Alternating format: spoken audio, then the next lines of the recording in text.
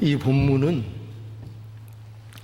우리를 좀 놀라게 합니다. 여기 한 이방 여인이 등장을 하고 그 여인의 믿음이 여기에 드러나고 있는데, 이 이방 여인의 믿음에 대해서 예수께서 뭐라고 그렇게 말씀하셨는가 하면, 그 오늘 본문 마지막 부분에 보면 28절, 이에 예수께서 대답하여 가라사대 여자야 내 믿음이 크도다, 이렇게 말씀하십니다. 여자야 내 믿음이 크도다. 굉장히 놀라운 말씀입니다. 예수님의 그 수제자, 우리가 잘 아는 그 베드로가 예수님께 어떤 말을 들었는가 하면 믿음이 적은 자라는 말을 들었습니다. 여러분 기억나시죠? 어디에서 그런 말을 들었죠? 얼마 안 됐는데요, 우리가 본지. 어디에서 그랬습니까? 배에서, 그죠? 뛰어내려서 예수님께 가다가 물에 빠졌고, 예수님께서 건져주시면서 하신 말이 믿음이 적은 자여 왜 의심하였느냐, 이렇게 말하는 것을 우리가 기억합니다. 그러니까 믿음의 제자, 그것도 수제자인 베드로가 믿음이 적은 자라는 소리를 들었습니다. 그런데 오늘 본문에 보면 유대인도 아니고, 그리고 더군다나 이방인에다가 여자인 이 여인에게 예수님께서 내 믿음이 크도다, 이렇게 말씀하시고 이 여자가 이 말씀을 듣게 되었습니다. 그 여자의 믿음이 왜 이렇게 칭찬을 받는 것인가 하는 것은, 이 여자의 믿음이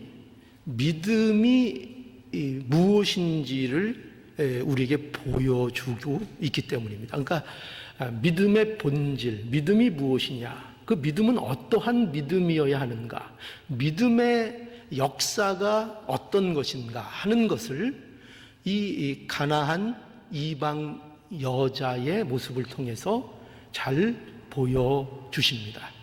그래서 이 믿음이 그야말로 크다, 이렇게 칭찬받는 믿음으로 여기 등장을 합니다.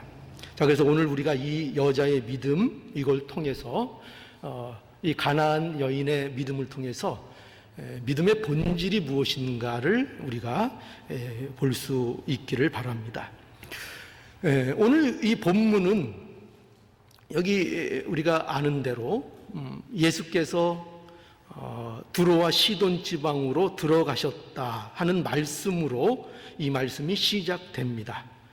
두로와 시돈은 우리가 쉽게 알 수 있듯이 여기는 이방인의 지역입니다. 예수께서는 이제 갈릴리에서 벗어나셔서 어떻게 보면 이도교들이 지내는 그 이방의 지역으로, 그 땅으로 이제 들어가신 것입니다. 그리고 그때에 이제 누가 등장을 해요? 가나안 여자 하나가 예수님을 찾아 나왔습니다. 그리고 이 여자는 예수님께 뭐라고 했는가 하면, 주 다윗의 자손이여 나를 불쌍히 여기소서, 그러면서 내 딸이 흉악히 귀신 들렸나이다, 이렇게 소리를 질렀습니다. 우리는 이 여자, 이 가나안 여자, 이렇게 하나님, 예수님 앞에 나와서 이렇게 부르짖는 여자에 대해서 사실은 많은 것을 알지는 못합니다. 마가복음에는 이 여인에 대해서 헬라인이요 수로보니게 족속이다고 말하고 있는 것을 우리가 확인할 수 있습니다. 그런데 어쨌든 오늘 본문에서 이 여인을 가나안 여자라고 이렇게 말하고 있습니다. 그러니까 이방인입니다. 그렇죠? 이방인입니다. 그런데 이 여자는, 그리고 우리가 알 수 있듯이 딸의 문제로 예수님 앞에 나왔습니다. 그러니 그는 한 딸의 어머니인 것이 이제 분명합니다. 그런데 문제는 그 딸에게 큰 문제가 있었다는 거죠. 어떤 문제가 있었습니까? 여기 여인이 고백하듯이 내 딸이 흉악히 귀신 들렸나이다. 그러니까 귀신이 흉악히 들렸다. 내 딸이 귀신을 들렸는데 그 상태가 매우 심각하다 하는 것을 이제 고백하고 있는 것을 우리가 보게 됩니다. 그러니까 예수님은, 이 여자는 이러한 딸의 문제를 가지고 지금 누구를 찾아왔는가? 예수님을 찾아 나왔습니다. 그러면서 이 여자는 예수님께 뭐라고 했어요? 주 다윗의 자손이요 라고 예수님을 불렀지요.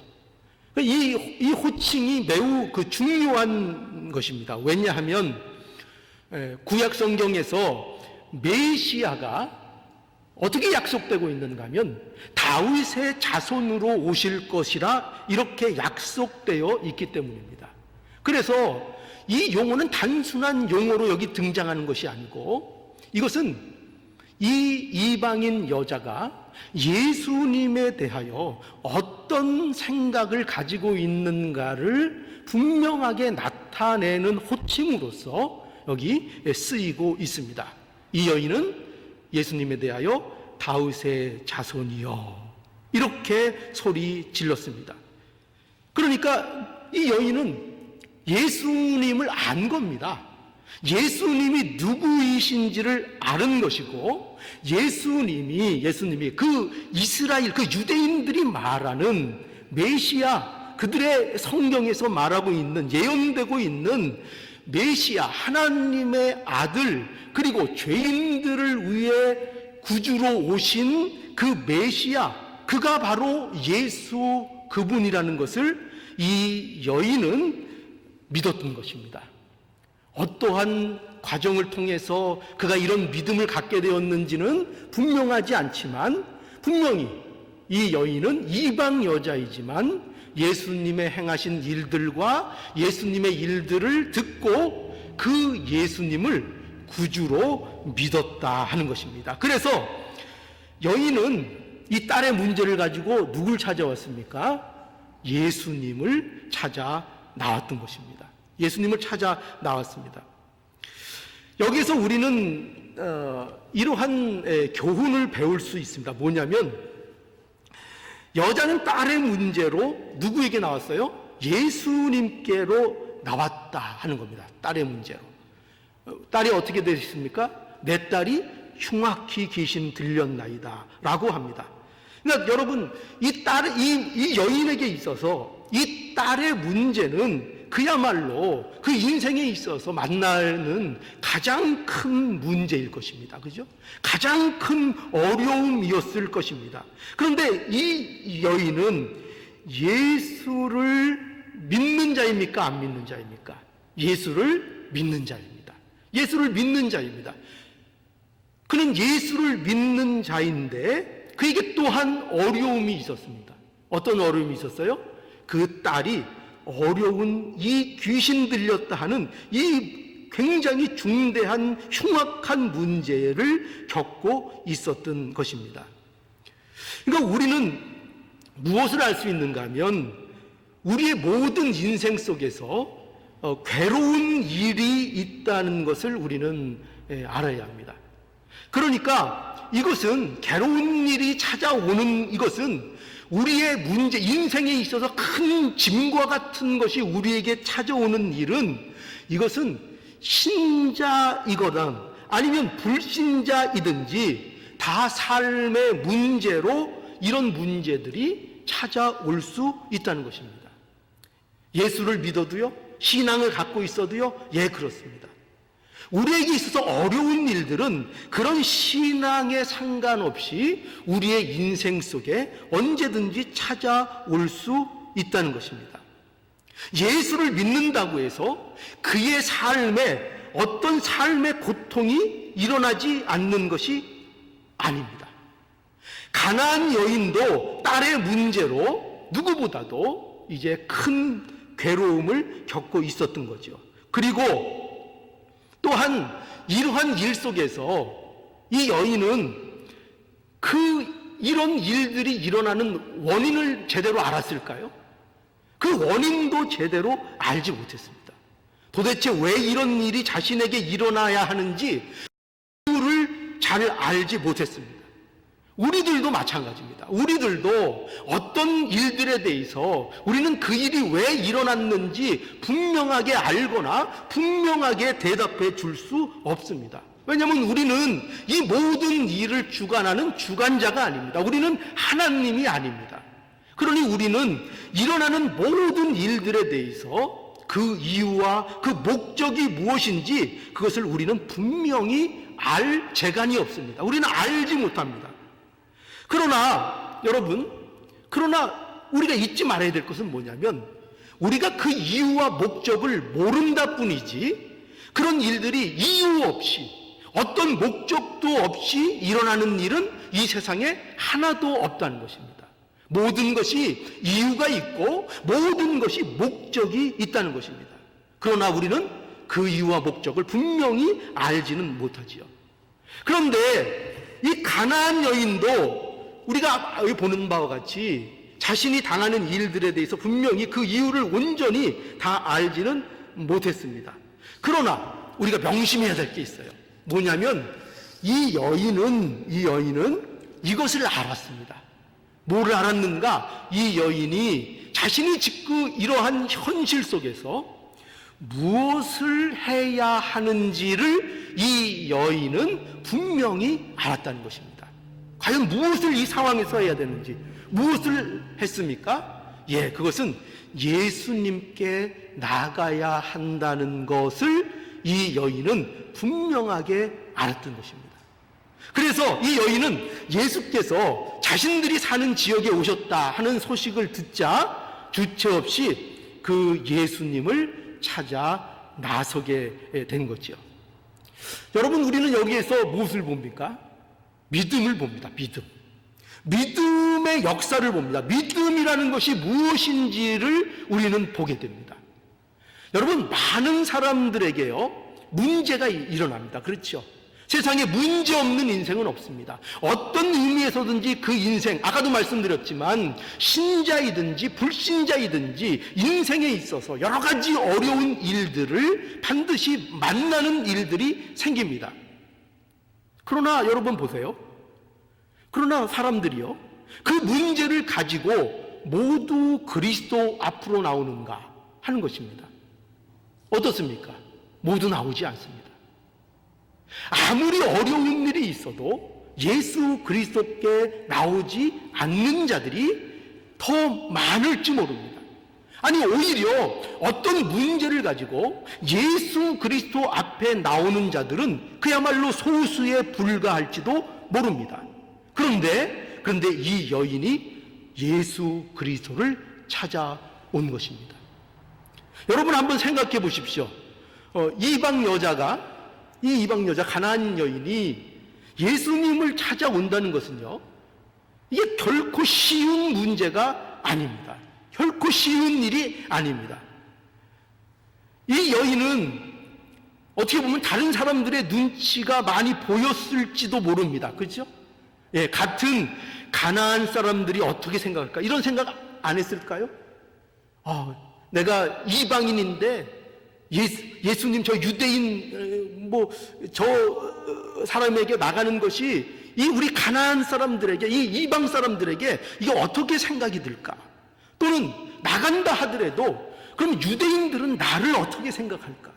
또 유대인들은 또 그렇다 치고 저 예수님의 가까이 있는 제자들은 또 나를 어떻게 생각할까?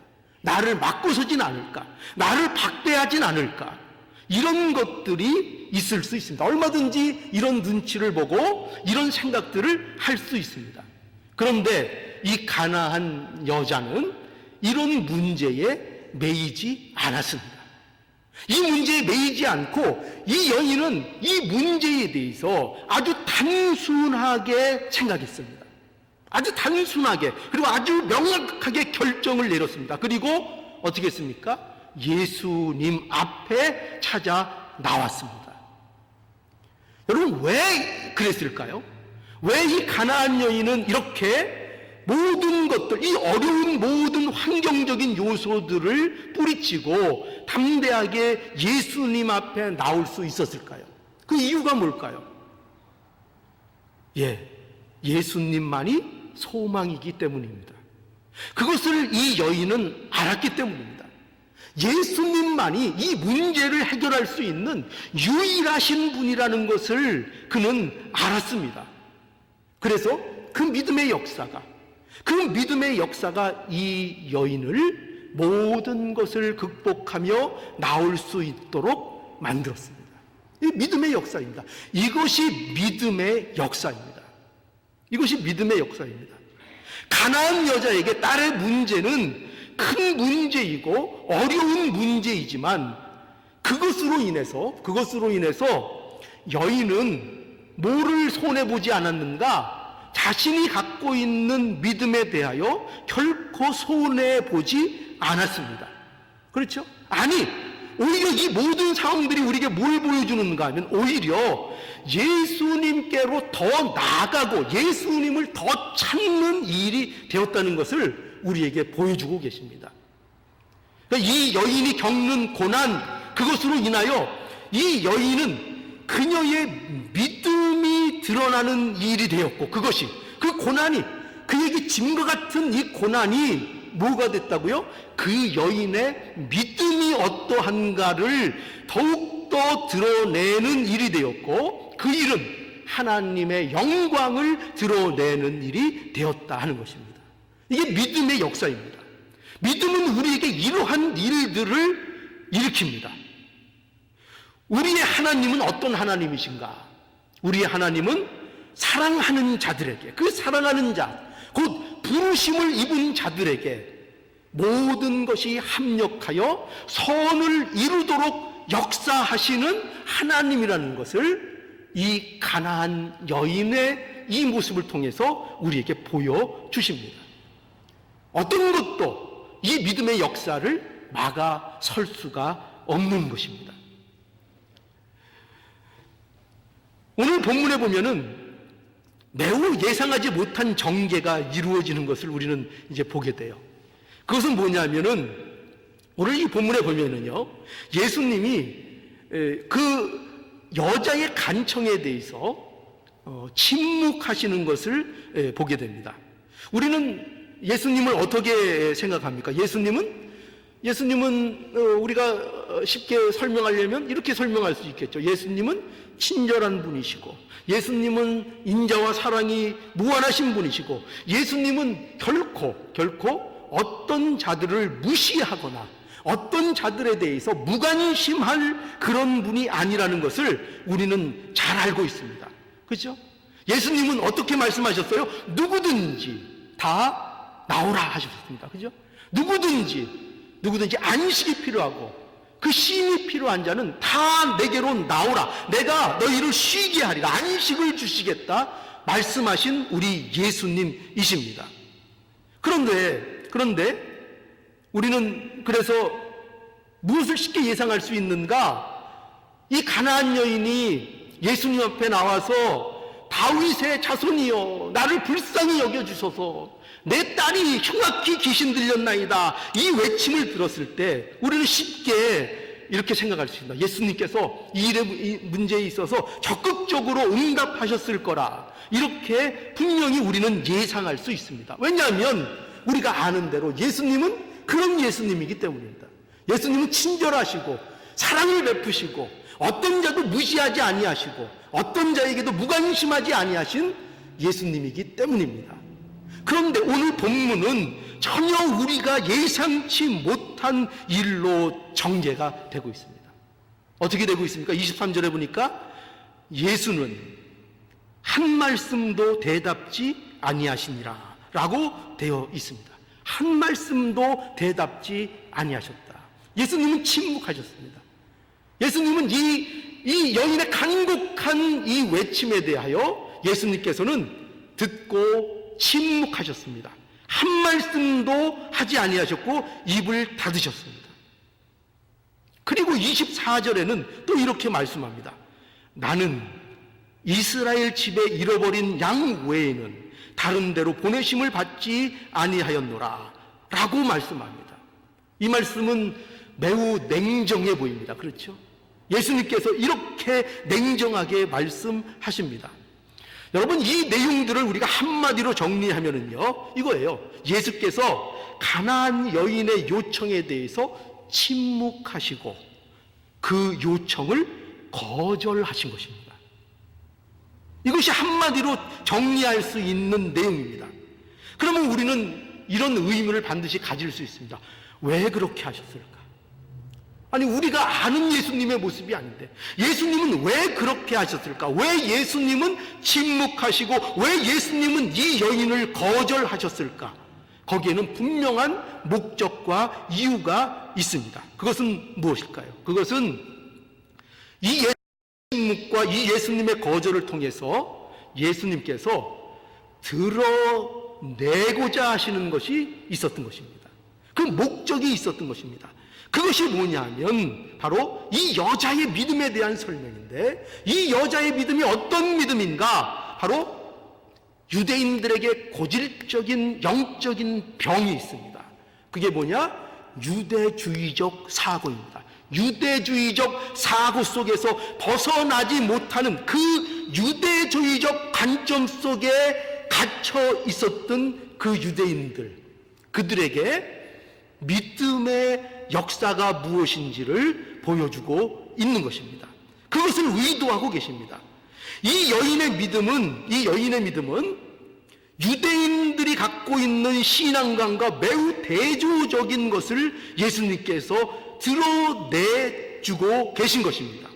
유대인들은 유대적 사고에 갇혀 있습니다. 그 유대적인 사고, 생각이 무엇인가? 그것은 놀랍게도 그들의 제자들에게도 있습니다. 예수님이 침묵하시자 제자들이 예수님께 무엇을 청했습니까?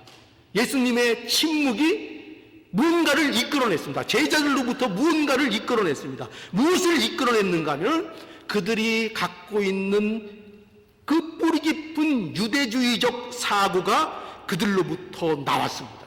그것이 드러났습니다. 어떻게 했다고요? 그 제자들이 이렇게 말합니다. 그 여자가 우리 뒤에서 소리를 지르오니 보내소서. 그 여자가, 특별히 여기 그 여자가 누굽니까? 이방인입니다. 유대인들이 개와 같이 여기는 그 이방인입니다. 그리고 그 여자입니다. 그 여자가 우리 뒤에서 소리를 지르오니 보내소서. 성가시게 굽니다. 저 이방인이 하나님의 축복 안에 거하지 못하는 저 더러운 이방인이 우리를 성가시게 합니다. 내어 쫓아보내십시오. 예수님. 그렇게 말하고 있습니다. 제자들이 그렇게 요청하고 있습니다. 그리고 예수님이 거기에다 이 말씀을 더하십니다. 나는 이스라엘 집에 잃어버린 양 외에는 다른 데로 보내심을 받지 아니하였노라 하고 냉정한 말씀을 하십니다. 자, 그런데 보십시오. 이러한 예수님의 침묵, 그리고 예수님의 거절, 이 냉정한 말씀에도 불구하고 이 여인이 어떻게 행동하는가를 보십시오. 어떻게 행동했습니까? 이 여자는 도망갔습니까? 뒤로 물러났습니까? 아닙니다. 이 여자는 더욱 예수께 가까이 나왔습니다. 25절에 보면 이렇게 말씀하고 있죠. 여자가 와서 예수께 절하며 가로되 주여 저를 도우소서, 이렇게 말하죠. 여자는 예수님의 침묵에도, 예수님의 거절에도, 유대주의의 이 어떤 막막한 벽에도 물러나지 않았습니다. 그것을 보여주고 있습니다. 믿음의 역사를 보여주고 있는 것입니다. 여인은 더욱더 적극적으로 예수님께 나왔습니다. 이 모든 것을 넘었습니다. 이 여자는 예수께 와서 여기 보면은 표현대로 와서 예수께 어떻게 했어요? 절하고, 그리고 예수께 주여 저를 도우소서, 주여 저를 도우소서. 더 적극적으로 예수님 앞에 나와서 도움을 요청한 것입니다.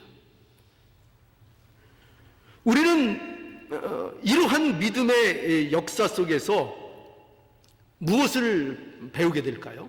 여기 명확한 우리에게 준 좋은 교훈이 있습니다. 뭐냐면 예수님의 침묵, 또 예수님의 거절, 이런 것들은 우리에게 있을 수 있다는 것입니다. 그런 것들이 예수님께서 침묵하실 때도 있고 예수님께서 거절하는 것과 같은 그런 때를 우리가 당할 때가 있다는 것입니다. 그러나 그것은 분명한 이유가 있다는 것입니다.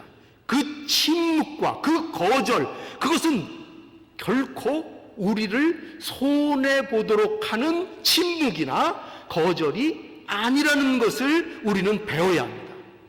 예수님이 하시는 침묵은 때로는 우리에게 답답함을 줄 수 있습니다. 그러나 그 침묵이 우리에게 복이라는 사실을 우리는 잊지 않아야 됩니다. 때로는 예수님의 거절이 우리에게 있어서는 굉장히 마음 아픈 일로 우리에게 다가올 수 있습니다. 어떻게 예수님이 나에게 이러실 수 있는가? 그러나 예수님의 거절이 때로는 우리의 믿음의 유익과 우리에게 더 좋은 은혜와 복을 허락하시는 것으로 계획되어 있을 수 있다는 것을 우리는 놓치지 않아야 한다는 것입니다. 그러니 예수님의 침묵은 우리에게 복이 될 것입니다. 예수님의 거절도 우리에게 복이 될 것입니다. 그 모든 것들이 합력해서 우리에게 선을 이루신다는 하나님의 약속을 우리는 믿어야 할 것입니다. 이것이 우리의 믿음의 역사입니다. 우리에게 주신, 하나님께서 예수 그리스도 안에서 우리에게 주신 그 믿음의 역사입니다. 그 믿음만이 이 일들을 해내는 것입니다. 그 믿음 안에 있을 때 이루어지는 일들입니다. 예수님의 침묵은 우리에게 복이 되고 예수님의 거절은 우리에게 유익이 된다는 것입니다. 이것이 믿음의 역사입니다. 우리가 무엇을 알 수 있죠? 예수님의 우리의 믿음의 역사는 무엇으로도 막을 수 없다는 것입니다. 그죠? 무엇으로도 막을 수 없습니다. 심지어 예수님의 침묵도, 예수님의 거절도, 그 막막해 보이는 그 유대인들의 유대주의적인 그 벽도 믿음의 역사를 막을 수 없다 하는 것입니다. 그것을 이길 수 없습니다. 자, 그래서 우리는 이 본문에서 한 이방 여인을 통해서 믿음의 역사를 우리는 보고 있는 것입니다. 믿음의 역사. 믿음의 역사는 우리의 고난마저도 우리를 더욱 예수께 나가게 한다는 것을 우리는 분명하게 보게 됩니다. 그렇죠? 이 딸의 문제, 귀신 들린 문제, 얼마나 이 여인에게 고통적인 문제였습니까? 딸이 일생의 짐이 되고 있는 것입니다. 그러나 그것이 결코 그 여인의 신앙을 물러나게 했었다고요? 그 여인의 신앙에 손해를 끼쳤다고요? 전혀 그렇지 않습니다. 믿음의 역사는 그런 정도가 아닙니다. 그렇게 쉽게, 그렇게 세상의 어떤 것으로 무너지는 것이 아닙니다. 믿음의 역사는 그 모든 것들을 뚫고 더욱더 하나님 앞에 가까이 나아가게 한다는 것입니다. 가나안 여자는 예수님의 침묵과 그 거절을 넘고 유대주의를 넘어 예수님께 가까이 나왔습니다. 그리고 절하며 주여 저를 도우소서 간청했습니다. 이것이 믿음의 역사입니다. 이때에, 그런데 참 어떻게 보면 예수님의 하시는 일은 우리가 다 정말 이해할 수 없습니다. 여기 보면은 예수께서 또 하나의 큰 장애물을 가나안 여자 앞에 또 던져 놓으십니다. 이 말씀은 정말 우리를 당황스럽게 할 정도입니다. 어떻게 예수님께서 이런 말씀을 하실 수 있나 하고 놀랄 정도의 말씀입니다. 이렇게 말씀하시죠. 26절에 보면 한번 볼까요? 26절. 자녀의 떡을 취하여 개들에게 던짐이 마땅치 아니하니라. 어떻게 말씀하셨다고요?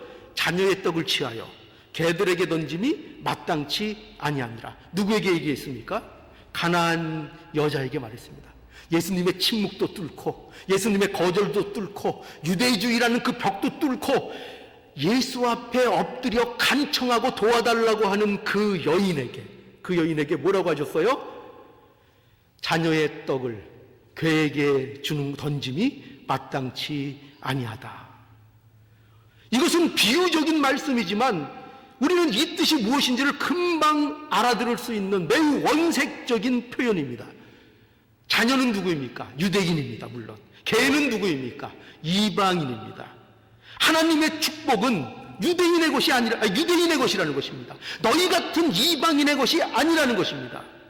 물론 이러한 표현은 예수님의 생각이 아닙니다. 예수님의 말씀이 예수님이 하고 계시지만 이것은 예수님께서 특별히 유대주의적 사고, 그 유대인들의 가진 사고 방식을, 그들의 신앙적인 모습을 반영하는 말로 이 말씀을 하고 계십니다. 그대로 이 말씀 속에 드러나고 있습니다. 자녀의 떡을 취하여 개들에게 던짐이 마땅치 않다.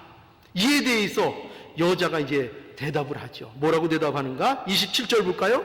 27절. 여자가 가로되 주여 올소이다마는 개들도 제 주인의 상에서 떨어지는 부스러기를 먹나이다. 이것이 여자의 대답입니다.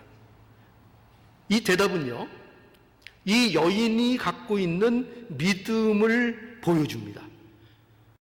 여인이 갖고 있는 믿음이 과연 어떤 것인가?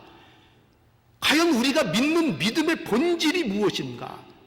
그것을 놀랍게도 이 여자의 대답 속에서 우리에게 보여주십니다. 가나안 여자는 결코 예수님의 말씀에 대하여 부정하지 않았습니다. 어떤 사실에 대해서 부정하지 않았을까요? 예, 맞습니다. 자신의 비참함에 대하여 그것을 부정하지 않았습니다. 자기가 개와 같은 존재라는 것을 그대로 받아들였습니다. 보통 어떻게 하겠죠? 유대인들은 어떻게 하겠죠? 내가 어떻게 개입니까? 그죠? 사람을 참 멸시해도 유분수지요. 인종차별하시는 겁니까? 지역차별하시는 겁니까? 어떻게 저에게 개와 같은 자 이렇게 표현할 수 있습니까? 아무리 이스라엘이 잘났다고 하고 아무리 선민이 중요하다고 해도 어떻게 그렇게 말할 수 있습니까? 얼마든지 반항하고 얼마든지 거기에 말할 수 있을 것입니다. 그러나 이 여인은 그렇게 하지 않았습니다. 하지 않고 어떻게 했다고요? 맞습니다. 저는 개와 같습니다. 저는 비천한 존재입니다. 하나님의 축복을 받기에는 아무 자격이 없습니다. 저는 더럽고 비참한 처지에 있습니다. 저는 죄덩어리입니다. 저는 마치 개처럼 토한 것을 먹고 개처럼 야생에 떨어다니는 개처럼 썩은 고기를 먹고 하는 그런 개와 다를 바가 없습니다. 저는 그런 존재입니다. 그것을 인정했습니다. 자신의 자격 없음을 인정했습니다. 여러분, 이것이 예수님께서 이 가나안 여인과 유대인들을 대조하여 보여주시고자 하는 핵심적인 내용입니다. 유대인들은 이 사실을 외면했습니다. 유대인들은 몰랐습니다. 모든 인간은 유대인이든 이방인이든 하나님 앞에 축복을 받을 자격이 없는 자라는 것을 유대인들은 몰랐습니다. 아니, 그 사실을 외면했습니다. 하나님의 거룩함 앞에 모두 개와 같은 존재라는 것을 외면했습니다. 그것이 유대인들의 현실이었습니다. 유대인들은 이 사실을 인정하지 않았습니다. 왜 인정하지 않았습니까? 무엇을 근거로 해서 인정하지 않았습니까? 자신들이 선민이었다는 것입니다. 선민이었고 자신들은 율법을 가진 자들이기 때문에 자신들은 자격이 있다고 생각했습니다. 마땅히 하나님의 나라에 들어갈 자격이 있다고 생각했고 저 이방인들과는 자기들이 다르다고 생각했습니다. 그래서 그들은 죄인을 구원하러 오신 메시아 예수 그리스도를 거부했습니다. 그것을 인정하지 않았습니다. 유대인이든지 이방이든지 모두가 죄인이고 하나님의 아들, 죄인의 구주이신 예수 그리스도 앞에 모두가 엎드려져야 한다는 사실을 유대인들은 받아들이지 않았습니다. 유대인들은 예수님을 그래서 거부했고 예수님을 거절했습니다.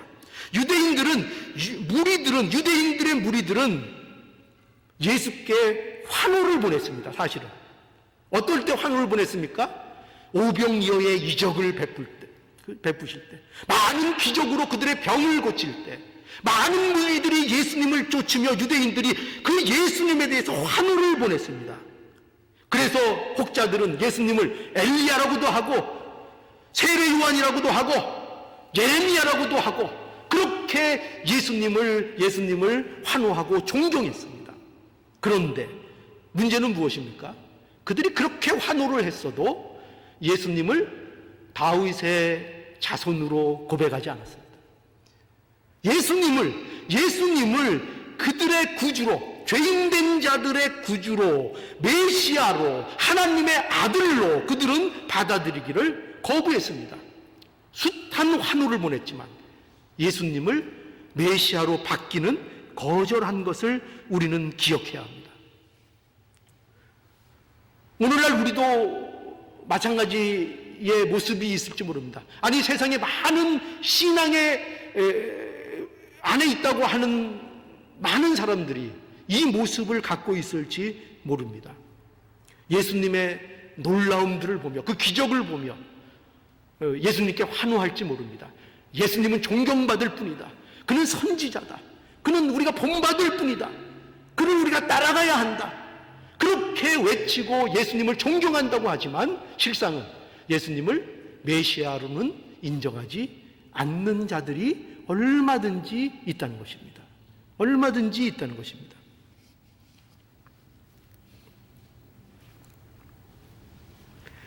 가나안 여인의 여기 이 고백을 보십시오. 가나안 여인은 놀랍게도 이런 고백을 합니다. 예수님의 이 냉정한 말씀에 대하여 개들도 제 주인의 상에서 떨어지는 부스러기를 먹나이다. 예, 아주 우리가 기억해야 될 백미 중에 백미. 예, 개들도 제 주인 상에서 떨어지는 부스러기를 먹나이다. 참으로 놀라운 고백이 아닙니까? 얼마나 놀라운 고백입니까? 주님, 이거죠. 주님 맞습니다. 주님 맞습니다. 저는 뭐라고요? 저는 개와 같은 자입니다. 저는 더럽습니다. 저는 죄인입니다. 그러나 저의 주인이 예수님인 것은 제가 압니다. 그죠? 예수님이 나의 주인이십니다. 그러니 저는 그 상에서 떨어지는 부스러기라도 먹으면 족합니다. 그 부스러기가 저에겐 복입니다. 그 부스러기가 저희에게는 복이고 그 부스러기가 저를 풍성케 합니다. 저는 주인 없는 개가 아닙니다. 예수님이 저를 개로 말씀하시는 거 옳습니다. 저는 더럽습니다. 그러나 예수님 아시죠? 그러나 저는 버려진 개가 아닙니다. 저는 주인이 있습니다. 그 주인이 누구예요? 예수님, 우리 구주 메시아이신 예수님이 나의 주인이십니다. 그러니 저는 만족합니다. 이것이 누구의 고백입니까? 이것이 가나안 여인이 갖고 있는 믿음이었습니다. 이 믿음이 이 가나안 여인을 예수께로 이끌었습니다. 이 믿음이 예수님의 침묵과 예수님의 거절과 유대주의라는 그 험난한 벽을 넘게 했습니다. 이 믿음이 자기가 누구 앞에 나가야 할지를 분명히 알고 용기 있게 나오는 그 믿음이 되었습니다. 이것이 가나안 여인의 믿음입니다. 우리가 잘 알고 있는 시편 84편 10절에 보면 우리가 이 시인, 믿음의 시인은 이런 고백을 합니다. 주의 궁전에서 한날이 다른 곳에서 첫날보다 나은즉 의인의 장막의 거함보다 내 하나님의 문지기로 있는 것이 좋사오니. 누구의 고백입니까? 신앙인의 고백입니다. 예수를 아는 자의 고백입니다. 나는 개입니다. 그러나 나의 주인은 예수 그리스도이십니다 를 고백하는 이 믿음의 소유자의 고백입니다. 아무리 좋은 것이 널려 있어도, 아무리 세상 모든 것이 갖추어진 곳이라 할지라도, 모든 부귀영화가 다 있는 곳일지라도 그것보다 하나님 나라에서 문지기로 있는 것이, 하나님 계신 곳에서 하루를 사는 것이, 신자로서 하루를 사는 것이 더 복됩니다 를 고백하는 믿음, 이 믿음, 이것이 가나안 여인의 믿음이었습니다. 이것이 믿음의 역사를 불러일으킵니다. 여러분, 주님이 나의 주인이신 것으로 우리는 족합니다. 아멘이십니까? 예, 주님이 나의 주인이시면 족합니다. 이 믿음의 역사가 우리 모두에게 충만하기를 이 시간 이 말씀을 통해서 간절히 축원합니다.